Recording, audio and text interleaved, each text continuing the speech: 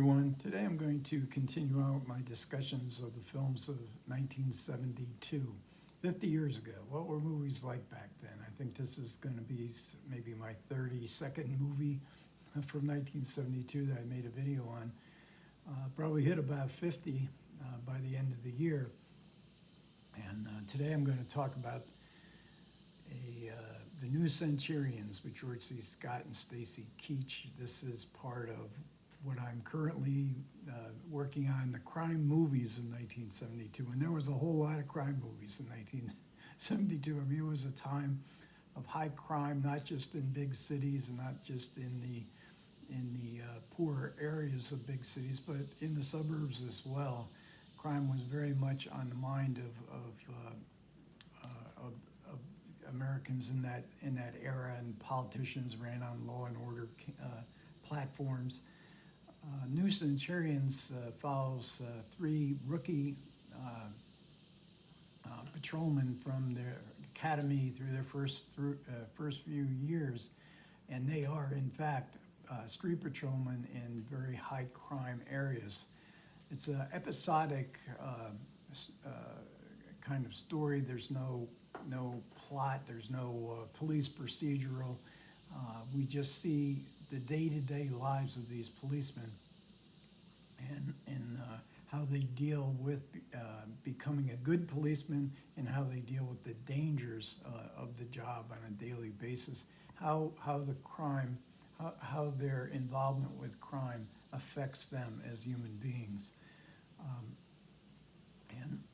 Stacy Keach plays one of the patrolmen, Eric Estrada, another Scott Wilson, another George C. Scott, plays the grizzled veteran soon to retire. He is a mentor. He has a very wry sense of humor. He has a philosophy. He develops a particularly close relationship with Stacy Keach, kind of mentor protege. And again, the story is showing what happens to these police officers as they continually, day after day, night after night, they see people at their worst. And sometimes they're seeing good people, but good people at their worst. And the effect that it has on them through a passage of time, that the danger and the stress of the job, how that affects their marriages, divorce rate being very high among police officers, alcoholism, cynicism develops. You can have some of these officers have very idealistic view of what can be done to make the conditions of the people that they're constantly confronting, the areas that they live in, better. But they develop a cynicism towards that kind of idealism. This isn't necessarily an anti-liberal values as far as crime goes. Say as sort of like Dirty Harry was, where you basically see Dirty Harry's disgust at these kind of liberal values, but you do see them. You see these officers somewhat being dehumanized, and it almost seems like it's an inevitability. Again, they are working in very high crime areas, and so we're seeing a realistic depiction of what it might be like to actually be a police officer. It's a kind of job I can't understand why anybody would want to do such a job. And you do get a sense on the street that there's something evil in the air, that evil is a presence. It might not, you might not, the people themselves might not exactly be evil, but they're doing evil deeds. So the film has a 1972 sensibility about racism, about street hustlers. We see one of the policemen go into Vice, how they harass the street hustlers, both male and female. It becomes harder and harder for them to see the people around them, the perpetrators, as human beings. And it's based on a novel by Joseph Wambaugh, and This was Wambaugh's first film, huge hit. I read it when it came out in the day. I was pleased to see that it's a novel that holds up as a novel. Wambaugh was a police officer, a police detective, I think about 10 by the time he wrote New Centurions, and he was always writing. Secretly, his fellow officers didn't know that he was aspiring to be a writer, but he wrote short stories. He was encouraged to write a novel. And so this is very much based on some of his own experiences in the police force and also events that took place. Some of these events, like I say, it's very episodic, and some of these events you think, wow. And he assures us in the supplements that these episodes in the film, they're based on actual true life experiences of either him or his fellow officers. Now, in the book, the three officers, Stacy Keach being one, and then we have Eric Estrada and Scott Wilson, they are equal, and we follow them from 1960, specific time period, to 1965. So it's all, we go from year to year, but we also alternate from the point of view or the storyline of each individual officer.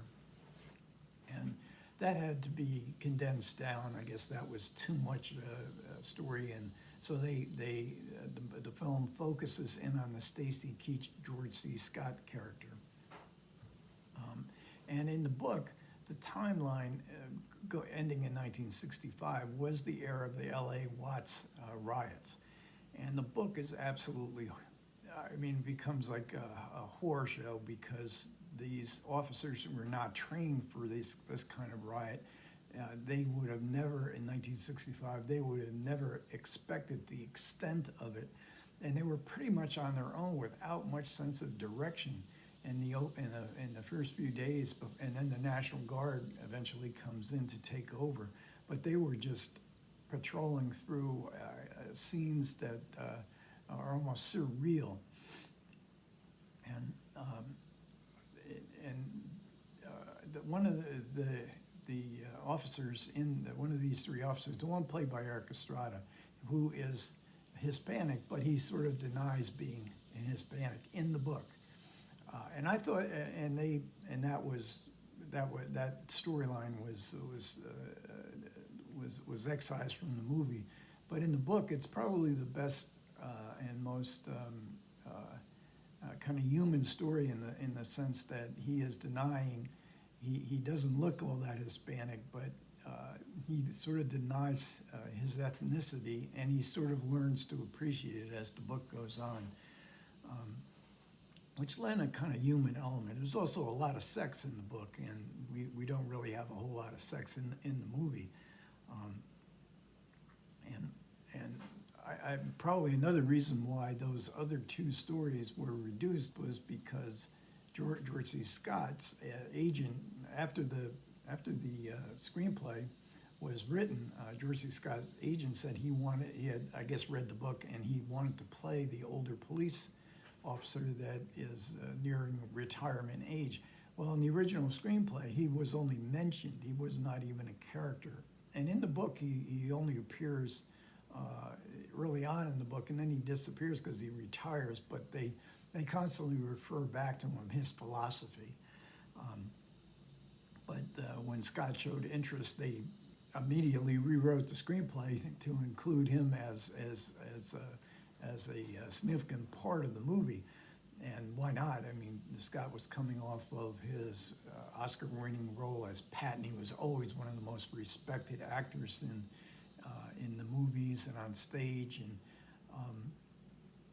from Dr. Strangelove, and I remember him from his TV series East Side, West Side. He was an actor that at his prime as far as his reputation with audiences. So completely understandable that they would up the role of the older police officer in the book. From the book to to the film, and in the supplements we get interviews with Joseph Wambaugh, also with Stacy Keach, and how excited, because he was sort of on the fence whether to do the movie or not. He had not yet become a name actor, but when he heard that he could work with George C. Scott, he said, "Yeah, I'm in." And they did get along great, and both were classically trained stage actors in Shakespeare, and so they had a lot to talk about. What Wambaugh insisted on in making the film was authenticity. The book is based on authentic incidents, things that actually happened, the way policemen react to things, the way they looked. So his partner, his detective partner in real life, became the on-set arbiter of what's authentic and what's not. And he actually gets a one line in the dialogue, or in the movie, one line of dialogue in the movie. And we see him in the interviews, in the supplements, which I think came from maybe around 2015, somewhere around there. Wambaugh became a big celebrity, wrote lots of books, successful, best-selling books. Many of them made into movies like The Onion Fields, and he was on TV a lot. So everybody knew. I mean, authors that had television celebrityhood. He would be on Johnny Carson and other talk shows. He remained a police detective for another 4 years after that, until his celebrityhood, he said, sort of overwhelmed when the perpetrators were actually happy to get arrested by him. "Oh, you're Joseph Wambaugh. You wrote these books. I saw that movie. That movie was great." So, as one of the things about watching these movies from 1973, 72, for me personally, I was 23 years old, a big-time movie goer. I'm not a nostalgic person, but these films seem so much more interesting to me today than they did back in 1972. And one of the reasons is seeing some of the great supporting actors and the look of the films. I love the look of the films in 1972, but I also love the supporting players. And New Centurions is just full of great little supporting roles by actors that are so recognizable. The two main love interests in the movie are played by Jane Alexander, Rosalind Cash. We see James Sicking, who's also in Eternal Man, my last video. He, of course, becomes famous later for Hill Street Blues. Clifton James. Isabel Sanford. She plays a streetwalker, and she's hilarious in her little brief role. Isabel Sanford played on the Jeffersons. She was famous again a few years later, really about the same time, because I think she started off on All in the Family, and then the spinoff was the Jeffersons. Ed Lauder, often playing a bad guy, very recognizable character actor at the time. Roger E. Mosley, who unfortunately just passed away a couple weeks ago. TC from Tom Selleck's TV show that is suddenly just the title, which, please tell me, I know it. I've seen so many episodes of it. Maybe somebody will mention it in the comments. But again, another interesting film. Now I'm going into my next video on these crime films from 1972. I think everybody's probably seen this one, and that's The Godfather. That'll be next. Okay, thanks a lot for everybody who managed to listen. Comments are welcome. Take care.